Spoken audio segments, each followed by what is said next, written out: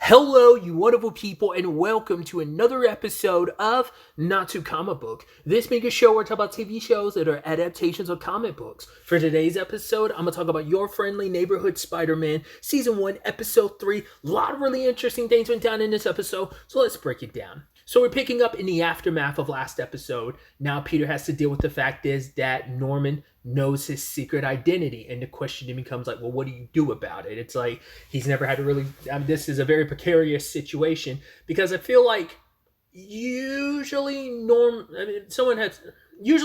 Norman and Peter, like when Norman knows about Peter, I feel like most adaptations, it's like usually like Norman's already in his villain arc. Once again, we don't know if he's going full villainy yet. It feels very likely, but who knows? You never know at what point in Norman's story this is, whether he's already done villainous stuff behind the scene. Just like he seems upstanding in like Spectacular Spider-Man. He hadn't become Green Goblin yet, but he was still evil as Norman Osborn. So it just depends on this take and where we are in Norman's story. But in this regard of like how do you handle that? It's already stressful enough. So he ends up sitting down with Norman and he tries to come up with some excuse. Oh, I think someone's pranking you. And Norman's like, yeah, a security team's messing with me, right? Impossible, because these are my cameras. I'm the only one that has access to them. I'm the only one that views them. So he's like, you would have been better off just saying you were friends with Spider-Man. I even love the reveal that Norman, like, just showing off his smarts. Because I feel like we don't always get to see how smart Norman is in some adaptation. And once again, I've seen bits and pieces of Spectacular Spider-Man, but there were probably examples of it, but I just feel like, when I think of Norman, I always think about like, well, once again, he is a scientist. I mean, hell, maybe that is only in some version, because I always treat him like an evil businessman. Like Lex Luthor's in the same boat where it's like, sometimes I forget you are like super intelligent, but I just think of you as evil businessman. So I think I always have that vision of Norman, not realizing, well, he is smart, but I mean, maybe some versions of him is a scientist, maybe some aren't, or maybe all versions of it are, and I don't know. I'm thinking of like the Willem Dafoe. It's like, once again, the bit is, oh, I'm something of a scientist myself. That meme like just immediately come to my head, but yeah, I don't know. So, but I like that, just him, like the process of elimination where he was like, all right, like specifically your web shooters and stuff like that. He's like, to be able to make them fluid yet durable. He's like, and the device on your wrist, he's like, whoever did this had to be super smart. But most of the smart people I'm aware of are working for Oscorp. And he's like, I figured you had to be, like, narrowed it down to it had to be someone on the younger side. So everyone that's a part of the little program that internship that Peter's a part of was started for the purposes that he narrowed it down to 4 gifted young people, and he assumed whoever it was at most was working with Spider-Man. He never would have guessed one of them was actually Spider-Man. So that was kind of a neat thing. But once again, just like the process of elimination, us getting inside of his head as he kind of broke it down like that, was actually really neat. So, but obviously Peter's first and foremost concern was like, okay, yes, I am Spider-Man, but please don't tell Aunt May, like, she's already got enough on her plate. And he's like, see there, Peter, that's just the thing about you. Like, the fact is, it's not even just about you. Like, you're the one in this situation, yet you're still so concerned about someone else. And that shows you how much of a good kid you are, putting other people first. And so Norman wants to actually help him. It's like, we could work together. It's a lot to kind of put on your shoulders alone. So let's work together, get you all the tech. I mean, it's impressive what you're able to do on your own, but we could do better. And I love that Norman's like, oh, we could do this, we could do this, we could do that. It's actually really neat to see that side of Norman. Once again, you assume he's got ulterior motives, but we haven't cracked that yet, of, like I said, of him being a villain or whatnot. So it might be genuine, like, altruism of like, no, I want to do good and I want to help you do good, Peter. I see the potential for you, and we could do this to your suit. He's like, am I going too far? Yeah, I'm probably going too far. Just like, I love that whole thing. He's like, oh, we could put like a police scanner in your mask. He's like, I already have one. He's, of course you do, Peter. Of course you did. So it's just, I love that whole bit. But then Peter, says like the power and responsibility is his own. He's like, if I get hurt, that's one thing, but I don't want you to get wrapped up in it, or Oscorp. So it's like, I'm probably better just walking away. And it's just like, that is that noble hero thing of like, I don't want, like, these powers are my responsibility. I don't want anyone else to get hurt in the process by working alongside me. But it is also an important important lesson for a hero to learn. Like sometimes you do need help. You can't do it alone. But the problem is like, well, in this case, it's like, well, the person offered you a hand is Norman Osborn, so it's kind of like, so that's a complicated thing of it all. But Norman's like, hey, I respect your choices, because it's like, hey, at the end of the day, it isn't just about you being Spider-Man. You are Peter Parker, and I see you have a bright future ahead of you, and that should be a place at Oscorp, but I will respect your wishes. So Pete has to juggle what he's going to do, because he's with Aunt May and recognizes they have money issues. It's like, Aunt May's like willing to sell some stuff.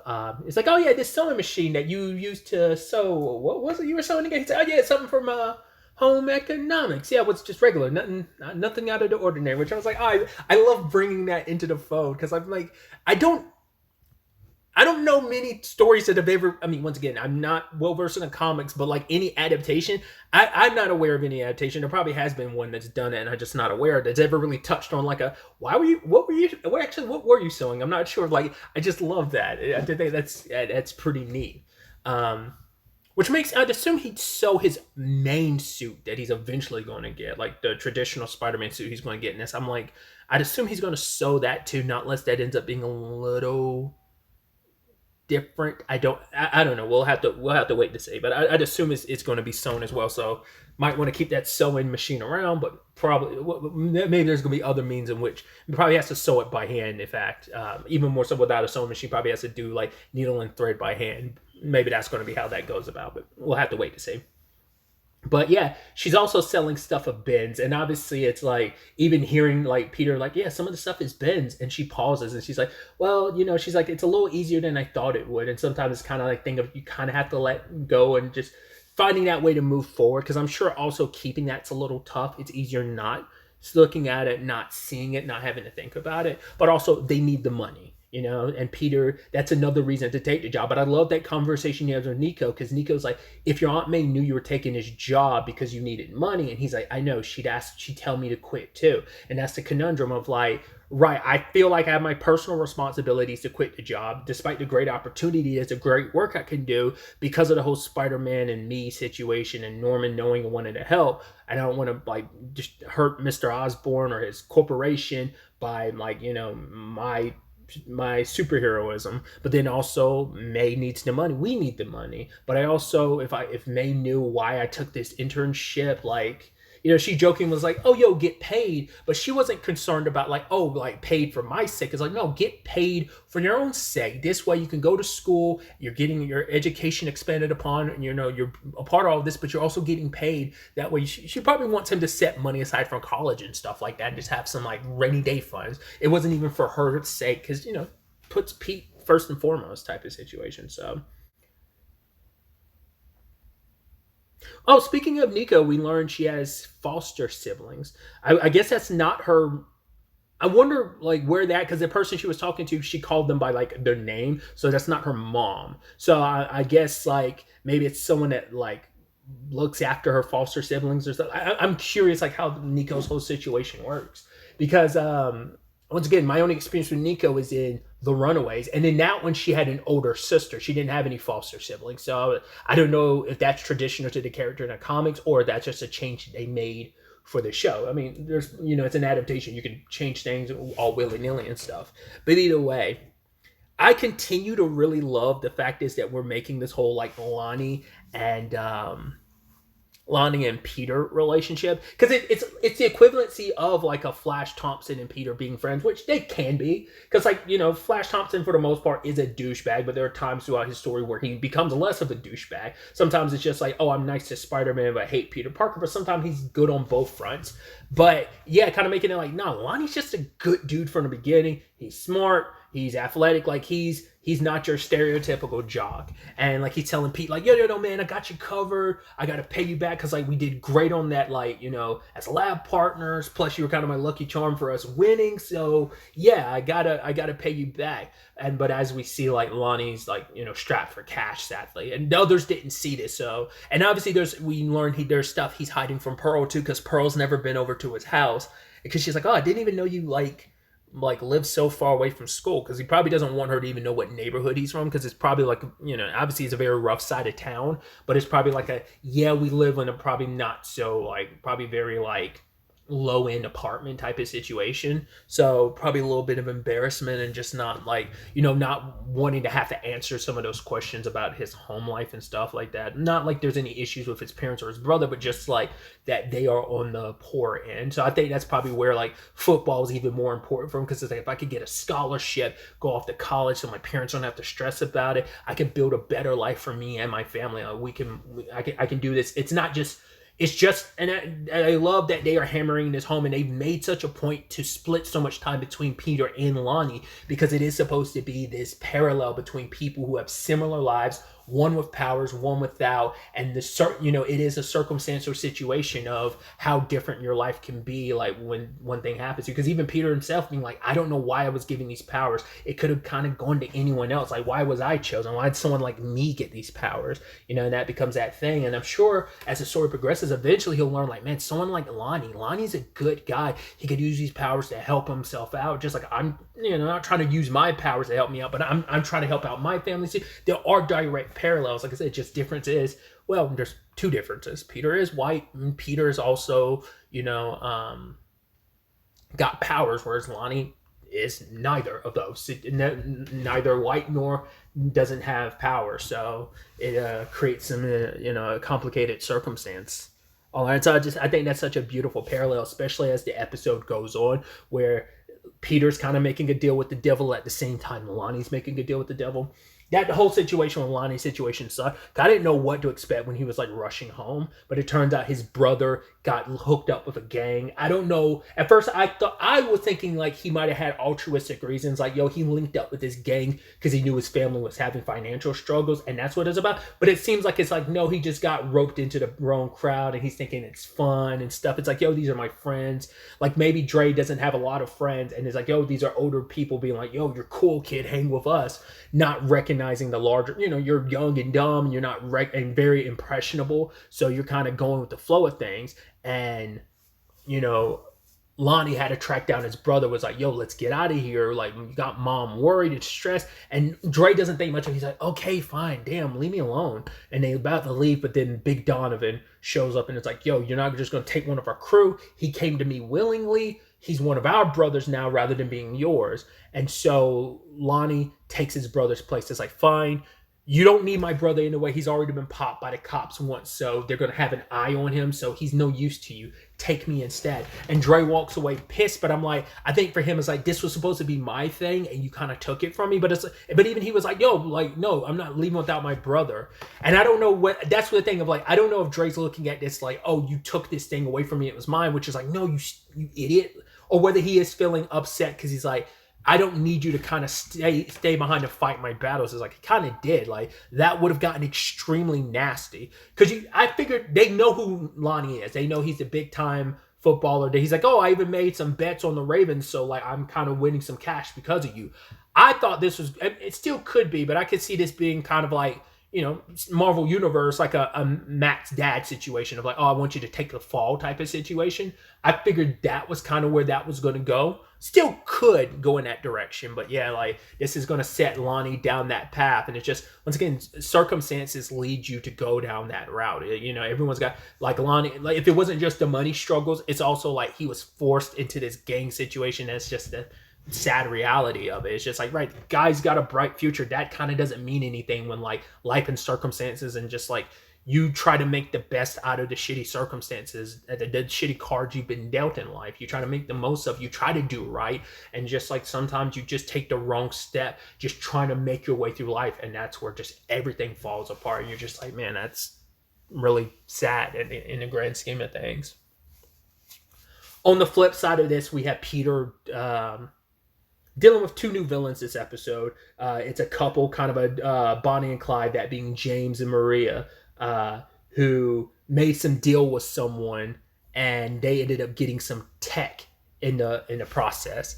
And it's interesting because I looked them up, because James, his name in the credits is James Speed Demon. Speed Demon is a character in the comics from what I was reading really quickly, it seems like his powers are a mutation situation, whereas in this, it's more tech. The same thing for Maria. Her supervillain name in the comics is Tarantula. She's not the only Tarantula. She's just one of many people who've taken up that mantle. I don't know if she's like the more recent of the characters, but yeah.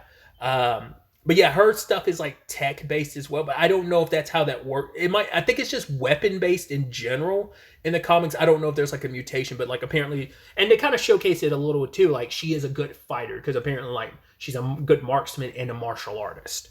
So, but yeah, they interesting duo, and like I said, an interesting change, especially in Speed Demon's case, to make it like it's not power related necessarily, like a mutation like Peter's situation.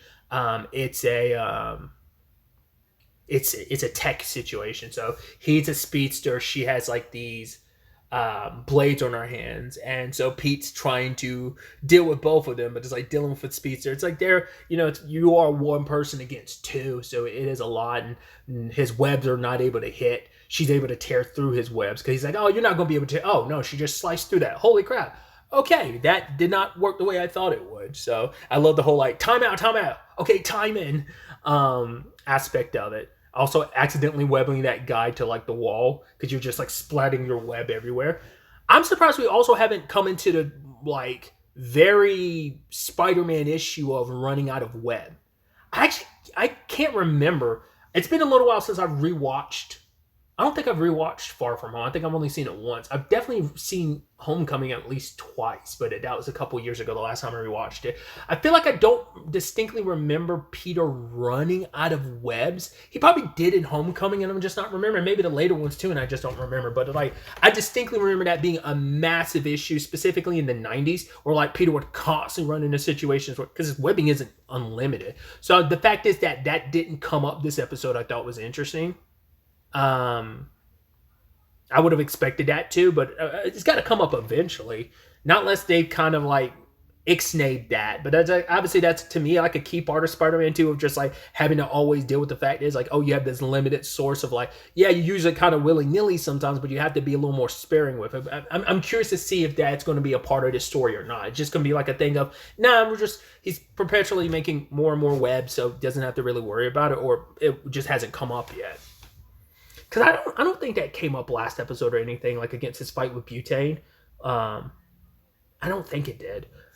But yeah, he ended up getting help from Norman. It's like, oh yeah, I used the satellites to hack into you. He's like, oh, that's kind of creepy. He's like, we'll put that aside for now. And it's just like, yeah, it's kind of 2v2. And Norman's the one that kind of points out, it's like, okay, like, do you notice those two fight separately despite being so in sync? Because they try to keep space between them. So it's like, right, their tech is new and experimental. So it's kind of like, you got to wait for like his boots to like get into like overcharge mode type of situation, or they overheat or whatever. So Pete's like kind of pushing him to kind of go more and more. I even love that whole like kind of using his webbing to make him kind of like run into it and trip, and then slamming him and Maria together, and the tech being so close to each other sends it into overdrive, and they like smash around and then like get stuck as their devices kind of shut down because they overloaded each other. So I thought that was pretty dope. So yeah, I thought it was interesting too when like Pete's like, oh yeah, it's the same logo as that guy I fought last episode, and even Norman's looking at it, which I was like, oh, I would have expected that to be a Oscorp thing. That's why I'm like, maybe Norman is doing bad stuff, but I guess he's not, he has no correlation or connection to this particular bad stuff. So it makes me wonder, it could not unless it's like going to be a situation of like, because there's the guy who's the teacher amongst the interns, which I talked about like last episode. He becomes a villain known as the Wizard. So not unless he's responsible, because it's kind of like, in Spectacular Spider-Man, kind of like Norman's main connection to everything is through, like, he has a proxy, that being Octavius. Octavius kind of is the middleman of sorts for all the other super villainy stuff, and then like Osborn has enough distance, like it's kind of like a Victor Frankenstein and Igor type of relationship that they have in Spectacular, from what I can remember. So, the reason why I'm bringing it up, I'm wondering if it's going to be a thing of someone at Oscorp is doing stuff, and Norman is completely unaware. Like I said, like we don't know if he's going full villainy in this, whether he's already villainous yet. He's not the Green Goblin yet. At least we don't think so. But at the very least, we don't. He's not there yet, but he could still be, like I said, evil Norman Osborn. So I'm curious to see. But like, why would he be zooming in there? Like, if that was the case. I also love Peter kind of pulling a bit of a I was about to say Spider-Man, pulling a Batman and kind of scaring the crap out of Norman. But it's like, no, let's work together. But at the end of the day, it's your choice. And Peter's like, no, I am making my choice. And like I said, both literally cutting to him and Lonnie making deals with their respective devils in their regards. So it's going to be interesting to see how this all plays out going forward into the next episode.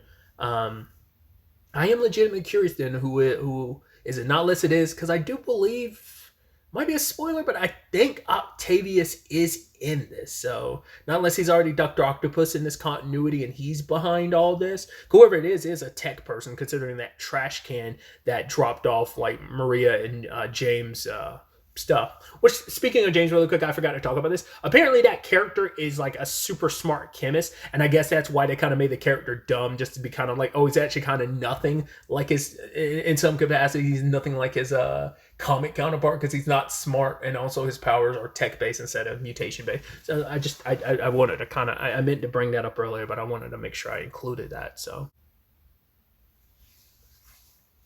But yeah, really, that's all I wanted to talk about. Till the next time we meet, be happy, be safe, live life to the fullest, and enjoy it. Good day and goodbye.